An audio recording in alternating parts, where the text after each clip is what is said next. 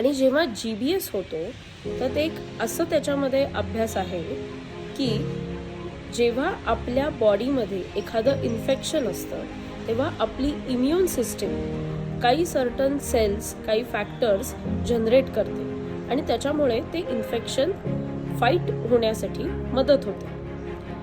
आता आपली बॉडी ह्या इन्फेक्शन विरोधात तर अँटीबॉडीज पाठवतच असते, पण कधीतरी आपली बॉडी मिसगाईड होते.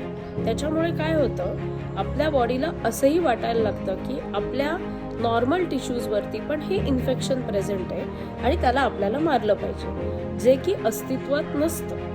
आणि मग काय होतं की आपल्या शरीरातल्या सर्टन अँटीबॉडीज आपल्याच नॉर्मल टिश्यूजला खायला लागतात आणि मग त्या टिश्यूचं किंवा त्या नर्वचं डिस्ट्रक्शन होतं. आणि GBS मध्ये एक्झॅक्टली हे असंच होतं की